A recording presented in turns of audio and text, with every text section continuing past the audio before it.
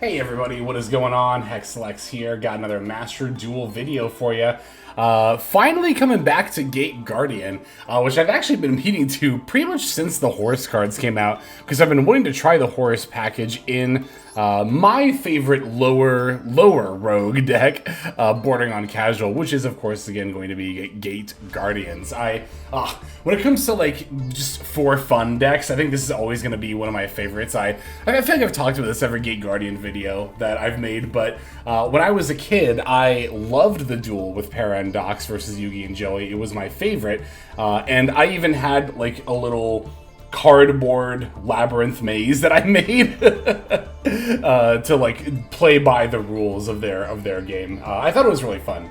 Very cool idea. But so yeah, now here all these years later, I am reliving that nostalgia with the Gate Guardian deck. But again, as I said, not just reliving nostalgia, because we have not only the Horus engine to try out, but actually new support directly for the deck in the form of Dark Guardian plus Dark Element. Dark Guardian being a sort of new boss monster for the deck. It's always treated as a Gate Guardian card.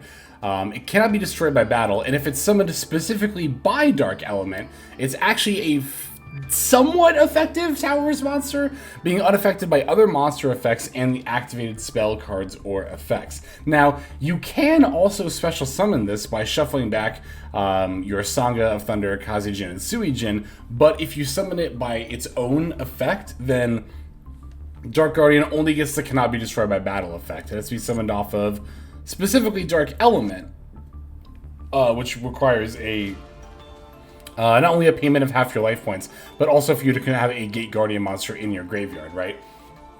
But if you do fulfill that condition again, then you get the somewhat effective Towers. I call it only a somewhat effective Towers because you will notice that the Dark Guardian is actually still able to be affected by trap cards, which is a pretty big problem because there's a very popular trap card that you might have heard of called Infinite Impermanence, which is capable of completely negating the Dark Guardian and then just making it affected by everything. So yeah, I mean, I'm gonna be honest, like, I'll show you a game where I summon Dark Guardian and I'll talk about how to make Dark Guardian in this deck, but I would not play this card moving forward. I would just take out the Dark Guardian, Dark Element, and play a 42 card deck. And I think that would be a much better way to play Gate Guardian. I think this card is cool. I think it is really neat to see this card come into the game and actually have a solid effect. But honestly, in modern Yu-Gi-Oh!, like, I mean, even acknowledging the fact that, you know, we're playing an archetype that's not necessarily as good as other stuff in modern Yu-Gi-Oh! You know, just from the use of Imperm alone, this card just does not make the cut, unfortunately. But it is not hard to actually summon this card on turn 1. Basically, if you're able to go into the Gate Guardians of Thunder and Wind, you can simply use this card's effect to search the Dark Element from your deck to your hand, right? Then all you have to do is link it off with any other monster to go into an SP, and then boom, now you have a Gate Guardian monster in your graveyard, and you can Dark Element to turbo out the Dark Guardian on turn 1. Again, I will actually show you a duel in this video where we do that.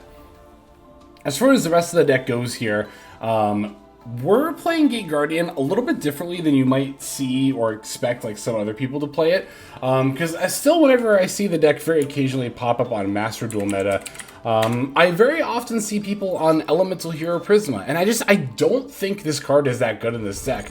Like, yeah, on the surface level, it's pretty easy to see, oh yeah, Prisma, you can copy the name of one of your, you know, Gate Guardian pieces, and then you can combine that with the Labyrinth Wall Shadow in order to, you know, make one of your 2 Gate Guardian pieces, right? But the thing is, it's really not that great to put these cards into your graveyard, because they need to be on your field for you to be able to shuffle them back, right? In order, or not shuffle them back, but banish them to summon your fusion monsters.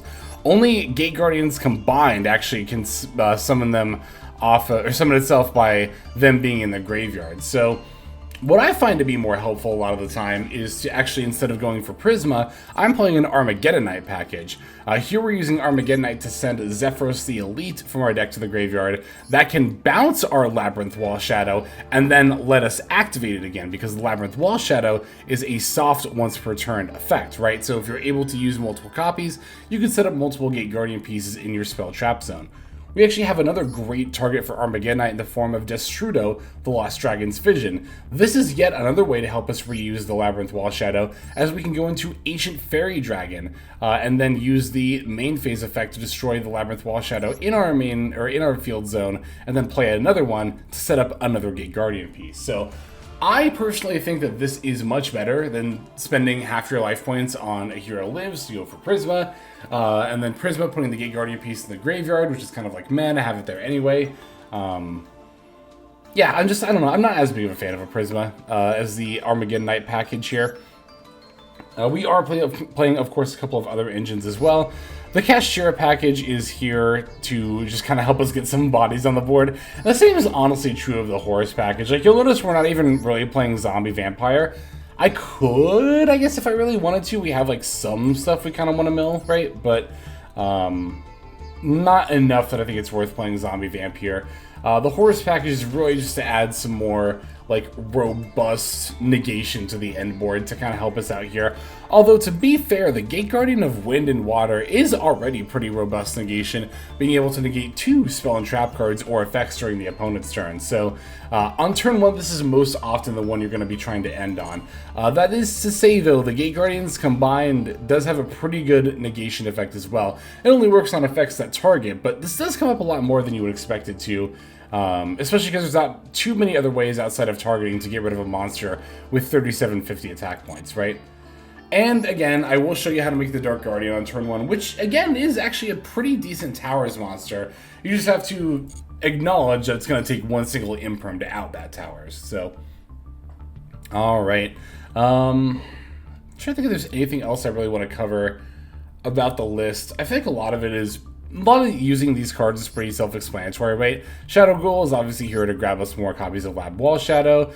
Lab Heavy Tank is here to just set up more of our pieces, in addition to the field spell. So again, yeah, I feel like it's all fairly self-explanatory. Again, I do have to stress that while it was fun to try out the Dark Guardian, if you really want an optimal version of this deck, just cut these 2 cards and play a 42 card deck and you are good to go. Oh, I guess I did also want to play a few more rank 7s, but extra deck space ended up being surprisingly tight. I think mostly because I made an effort to fit in an access code package. But playing this deck in the past, I really do think you want an access code line here in order to be able to get the OTKs in as often as possible. The Selene actually has a surprising number of targets in this particular build because, of course, we have the Effect Veilers, right? But also Imseti is a spellcaster. And, funnily enough, Kazejin, actually a spellcaster. So, all things considered, it's actually not that hard to have a target for Selene, which is why I made her my Link 3 of choice to go into the access code here. And then, of course, Stark to kind of help go into her. But so, yeah, I did kind of... You could play more Kashira stuff if you wanted to and play more rank 7s, but whenever I've tried that in the past, the rank 7s, even that kind of a build, don't come up that often. So I just put in Big Eye just in case it came up and I really needed it as a board breaker. So, alright, I'm just going to break down this list card by card super quick, and then we're going to go on to our replays. So, we're on 2 Effect Veiler, 3 Maxi, 3 Ash Blossom and Joy Spring, 3 Armageddonite, 1 Zephyros, Blackwing Zephyros the Elite, 3 Shadow Ghoul of the Labyrinth, 1 Sangha of Thunder, 1 Kazejin, 1 Suijin, 1 Destrudo the Lost Dragon's Vision, 1 Kashira Fenrir, 2 Kashira Unicorn, 3 Labyrinth Heavy Tank, 3 Imseti Glory of Horus, 1 Hoppy Guidance of Horus, 1 Nibiru the Primal Being, 1 Dark Guardian, 1 Reinforcement of the Army, 1 Dark Element, 1 Pressured Planet Raitsoth, 3 Labyrinth Wall Shadow, 1 Kashira Birth, 2 King Sarcophagus, 2 Called by the Grave, and then 2 Infinite Permanents. That's our 44-card main deck.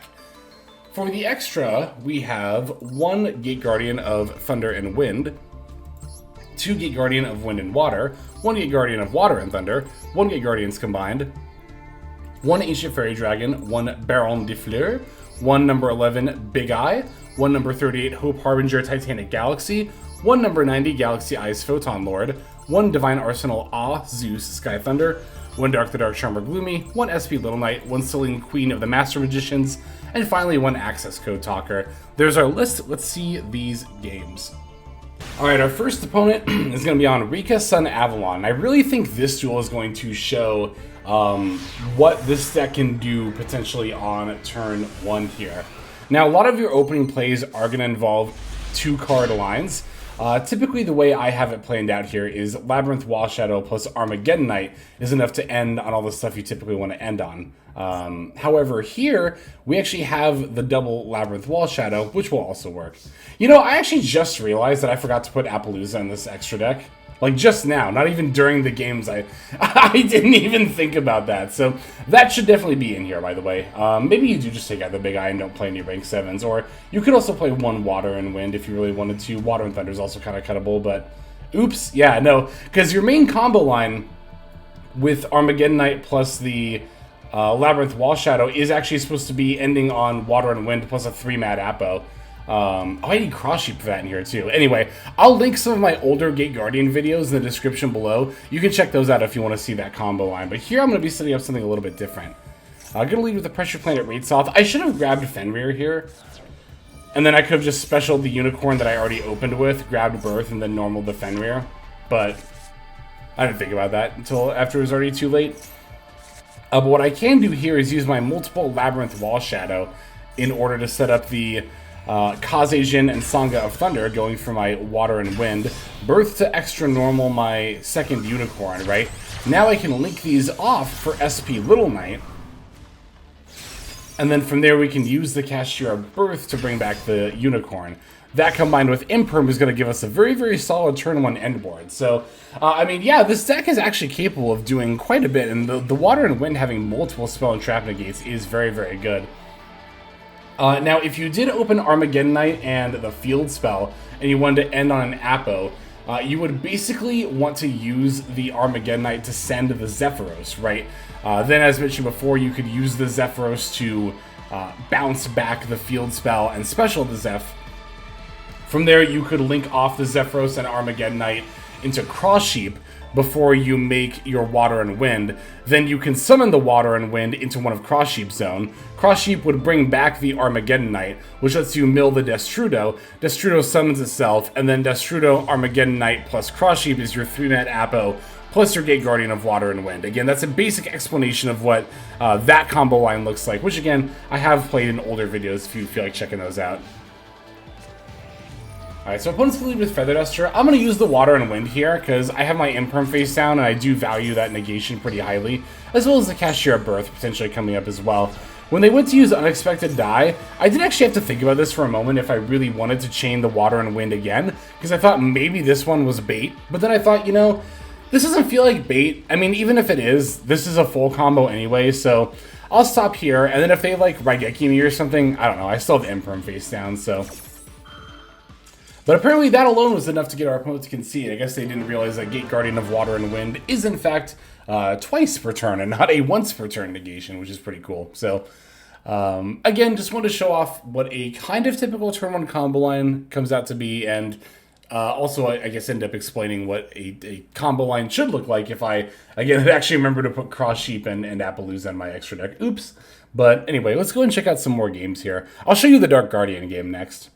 Alright, this duel is going to be against Sword Soul, and as I mentioned at the end of that last game, this is going to be the one where we actually summon out Dark Guardian. So we're taking the first turn again here.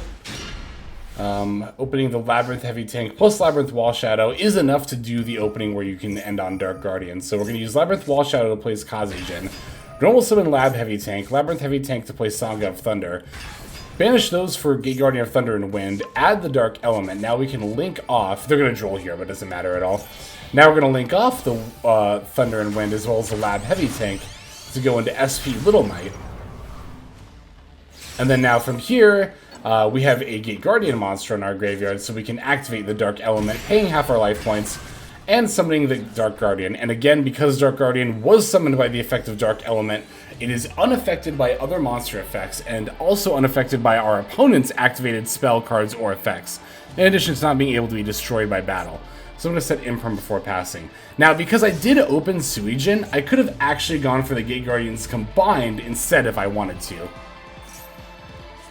It's also definitely worth noting the fact that Dark Guardian is unaffected by all monster effects, because we have the Nib in hand. Alright, here they're going to make the Baron de Fleur. I'm 100% okay with this, because I have Imperm down, so I can still nib my opponent. They're battling over the Little Knight, a little annoying, but ultimately fine. They're going to use the effect on the face down imperm. Naturally, I'm going to chain. They didn't use the Baron effect here, which makes sense, but even if they had, of course, I would then still be able to nib. Either way, they're not going to have an Omni negate. So my opponent goes for the Taya plus the token here. And even though this is 5 summons, you'll notice that I'm not using the Nibiru yet. So the reason I'm not using Nibiru yet is because if I nib here, I won't be able to out the token. It'll have 4,800 attack points, and annoyingly, it'll have 3,900 defense, which is just enough for my Dark Guardian to not be able to battle over. Now, my Dark Guardian can't be destroyed by battle, so I could just leave in defense mode and just stall in the face of the big nib token, but I'd rather take a more proactive approach to this game. So my thought process was, okay, I'll wait for them to summon Chi-Xiao, because I know that's only got 1,000 defense points. So that would result in the nib token having 3,400 defense, and I can battle over that. Now, instead of going for Chi-Xiao, though, they're actually going to go for the Bashia. Oh, sorry, I had to be quiet. I'm in love with this part of the song.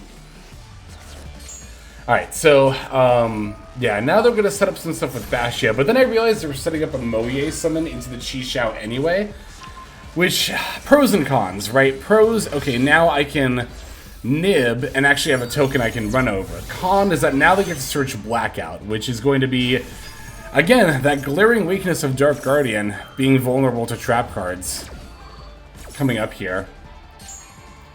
Now, they added an Emergence, which did not make me feel any better, because they already used Emergence this turn, and I feel like my opponent knows that, right? So I know now that they already have the Blackout in hand. So my main hope here is that they're not going to have another Worm monster they can put on the field during this turn. Although the other problem with that is that we're giving them a non-effect monster, meaning they'll still be able to special not only Tenyi stuff, but also we now control more monsters, which is why they were able to summon that Ecclesia there. So, yeah, the Ecclesia for Longyan, and then Desires into Pass, which, again, I know what this means. I know the face down card is just going to be Blackout. I'm just waiting for it at this point, really. There it is. Yeah, we got hit with the Droll, too. Droll doesn't matter quite as much, but... yeah, we do still get to summon the Dark Guardian here. But it's not really going to do that much for us, because again, it wasn't summoned off Dark Element, so... it's still affected by monster effects and spells at this point. Alright, Longyan pitching the Ashuna here. And at this point, they're going to be able to Synchro Summon for another level 10. Which is going to be the Shengying. We get burned by the Longyan, and then Ashina banishing itself is pretty much going to be the nail in the coffin, as the Shengying is going to get to banish the Dark Guardian. And from here, they're simply just going to battle for lethal. Ah, it sucks, because I was like, hell yeah, I finally got a game. I mean, I actually didn't even play that many games to get to this one, but I was like, ooh, a game where I summoned a Dark Guardian on turn 1, can't wait to show this. But then when I realized it was Sword Soul, I was like, oh no, they actually just have a searchable out to the Dark Guardian. So, but win or lose, I still think it's really cool that we got to summon the Dark Guardian off of Dark Element on turn 1, and that I get to show you how to set that up here. So, we of course have some more games to check out. Let's go into the next one. Alright, this person's going to be on Mikanko, the 60-card kind of warrior pile version, to be exact. Alright, so they have elected to take the first turn. Our opening hand actually looks phenomenal here. Opponent's going to start off by specialing the Speedroid Terratop, adding the Takatomborg. I was quite intrigued when I saw this in a 60-card deck. And then when I saw them go for the MX Saber Invoker, that's when I realized, oh, this is probably Mikanko. Because I've seen Mikanko lists that do this before. So, I'm going to use the Valor and not the Ash Blossom here, because if they are on Mikanko, and they have like the Ohime in hand, I definitely want to use the Ash Blossom on that. Plus, I mean, it's a 60-card deck. There could be any number of follow-ups that are very, very ashable, right? One of which is going to be the Diabellstar into the original Sinful Spoils. So OSS is going to activate Send the Diabell. I'm just going to Ash that. because I wasn't sure if they were going to go for Renaud or Snake Eye Ash, because there are also 60-card Makonko Snake Eye decks too, so I just didn't want to take the chance. Like, if they went into Renaud, you could make an argument for me waiting and holding the Ash, but again, I just didn't want to take the chance, so I tried to start setting up some Gate Guardian stuff here, but they ashed the Shadow Ghoul. But fortunately for me, that actually does work out pretty well. It means now I can special summon Unicorn, add the Birth, right? And then I can normal summon the Ash Blossom, Synchro for the Baron de Fleur that is in my extra deck. And then now I can just use Birth to bring back the Unicorn. Now we're in a really good spot where our opponent's in top deck mode going into the Omni Negate, and then we get to do some extra deck ripping as well. Battle with the Unicorn. I took the Little Knight. Maybe there is actually an argument that I should have taken the one of the two Isoldes, right? And then when my opponent activates a monster effect on their next turn, I can take the other Isolde. In hindsight, I think that is how I should have done this. But I took the SP Little Knight. My thought process in doing that was that I didn't want them to potentially make a comeback play off of the SP Little Knight with whatever random monsters they happen to have in hand. But no, yeah, I should have taken out the Isoldes over the course of 2 turns. That was the way to do it. Anyway, we're going to pass it over to our opponent, who I'm pretty sure just concedes after the top deck. Yep. Oh, no, they go for the OSS effect. Oh, they do play into this turn. I forgot about that. Okay, OSS for Renaud here. Oh, and then after that, they concede. So I was half right on each side, right? But yeah, it seems they figured they were not able to play through the Omni Negate. I also didn't use the Baron de Fleur on the OSS effect because, 1, it felt like it was potentially bait. 2, I wanted to see if they went for Renaud or for Snake Eye Ash to give myself some better information on when it was best to use the Baron de Fleur, right? Like, if they went for a Snake Eye Ash, then I know to use the Baron effect to stop the Snake Eye line. But if they go for a Nod, then I can make more of a point to just negate the Isolde. I guess that's another reason why I didn't feel the need to Unicorn to try to rip the Isoldes from them, is because I already knew I had the Baron de Fleur to stop one if it came down, and they'd probably only be able to get to 1 with how few resources they had in their hand. So, anyway, got one more game that we're going to show off here. Let's finish off with that. And our final opponent is going to be on Centurion. I wanted to show at least one game where I just like went second and see how well I could do, right? Playing into our opponent's stuff. I mean, to be fair, we do have Maxi here. But I think they actually have like a Callby or an Ash Blossom for it, so... yeah, I gotta wait to fire off Maxi until they activate the pre-meta effect. It was Ash Blossom, okay, so... effectively, we're playing no hand traps into a Centurion board, which I was like, okay, I think this is a good litmus test to see how far we can get with a Gate Guardian deck, right? Centurion is like a decent representation of a good amount of power level where it's like a strong deck, but not like totally oppressive to play into. Like, I don't really have much hope of going second into like, you know, a U-Bell board or like a Fire King Snake Eye board, but a Centurion board is a little bit more doable. So they're setting up some pretty typical Centurion stuff here. Gargoyle 2 to add itself back to hand. Auxilia to grab the Phalanx. Yep, it is Phalanx. Oh, they have Bestial stuff too, that's right. They have the Magnum HUD here. I was a little surprised that they banished the Centurion pre-meta. I'm like, well, now don't you not have a tuner? But I think they do... yeah, they have Emblema Oath. That's how they still have access to it. And they can also do the Wake Up Centurion to set up MF6 in the grave. I keep calling this MF4. Like I'm a dummy, like I don't know Roman numerals or something, but... alright, then Magnum Hut's going to add the Jerusalem before passing over to me. So, this is not a great hand, but I decided to just try to go for it anyway, right? Going to use King Sork to pitch Sangha of Thunder, sending the Mseti. IP is going to activate actually right off the bat, which was a little annoying, but also kind of what I wanted at the same time, right? I wanted them to hopefully use a lot of their, front load a lot of their disruption onto my Horus stuff, which they did kind of end up doing with the IP going into SP. The fact that Auxilia is gone means they can't Crimson Dragon, but they can definitely still Legatia, right? I do get summoned out the Gate Guardians combined here, as well as they're going for the Bestial Jerusalem. Now, the Gate Guardians combined is able to stop the Legatia, But my opponent actually played very, very well here, because rather than going for one targeting effect that will disrupt, or that will remove the Gate Guardian, they're going for two in the same chain link. Chaos Angel Chainlink 1, Druistorm Chainlink 2. Now, even though the Gate Guardians combined can stop targeting effects thrice per turn, it can't obviously interrupt a Chainlink. No Yu-Gi-Oh card can do that. So, yeah, I can use the Gate Guardians combined effect on Druistorm, but that's not going to stop the Chainlink 1 Chaos Angel effect. So, very, very well played on my opponent's part here to dodge the Gate Guardian combined effect in that way.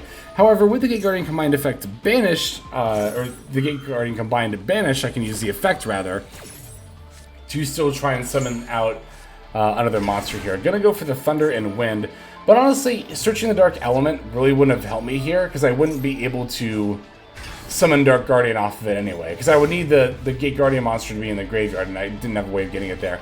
So I actually should have summoned the Thunder and Wind in attack mode, and then I could have battled into the Chaos Angel and then played Dark Element for a defense mode unaffected Dark Guardian. Oh, that would have actually been... I mean, of course, that didn't really end up panning out here anyway, because of their ability to phalanx the Thunder and Wind before I can search. Because the thing that sucks about Thunder and Wind, right, is that it's an on-main phase search, not an on-summon search. But if it were an on-summon search, I could have, yeah, summoned in attack mode, run into Chaos Angel, main phase 2 Dark... But then, I mean, to be fair, still Centurion Phalanx would still get around the Dark Guardian effect because it is a trap card, so yeah. And then what makes things worse is that when it comes back, it would no longer be unaffected because it wasn't special summoned by Dark Element, it would have been special summoned by Centurion Phalanx. Yeah, it's like, that sucks about Dark Guardian. It really couldn't just be a Towers monster. It had to be affected by trap cards. That's so not flavorful, too, because the Gate Guardian, you know, the whole Labyrinth, the idea of it is like laying traps in the Labyrinth, like the Jirai Gumo and the Wall Shadow, but I don't know. It's like you couldn't just let this deck have the one thing. But yeah, here... I mean, there's just not much else we're really going to be able to do at this point, so I'm just going to concede here. Yeah, normally I don't like showing 2 losses in one video, but it's like, I still want to show games where we summon Dark Guardian and Gate Guardians combined, and I mean, as always when playing lower power level decks like Gate Guardian, you kind of have to temper your expectations as far as what your win rate is going to end up looking like, especially when you're playing at like upper master ranks and stuff. But anyway, still had a ton of fun playing this deck, and I hope you had fun watching it. So that is going to do it for this one. Thank you again for watching these games. Let's just move on to our outro. Hey everybody, Hexlex here. Just want to give you a huge thanks for watching all the way to the very end of the video. Believe it or not, that is actually one of the best ways that you can support the channel, is by watching the videos in their entirety. But there are many ways in which you can support the channel if you are so interested. The names that you're seeing on screen here, I gotta give an extra special thanks to, because these are people who have chosen to either become a member on YouTube, which if you're interested you can do as well via the join button next to the subscribe button down there, or have signed up over on Patreon and become members there. Link to that is going to be in the description below. Without the support that is being offered by, again, all the people that you're seeing on screen right here, I would not be able to take the time to dedicate to uploading daily YouTube videos. So thank you so very much. But there are also other ways you can support as well. Again, link to the description below. If you like my deck tracker that you'll see in a lot of my videos, the Untapped Companion, you can download that for free, and if you use my affiliate link down there, then that also goes a long way towards supporting the channel. That's, again, free. So is subscribing here on YouTube. That's also free and a huge way to support. You can also check out Twitch, once again linked in the description below. Following and subscribing over there will not only support as well, but also give you notifications of when I go live if you want to catch some of the live streams. But really, no matter how you choose to support, it all adds up, and it all definitely means the world. So thank you, each and every one of you. For now, this is Hexlex. I'm going to be signing out. But more than that, I'm hoping that you have a fantastic day.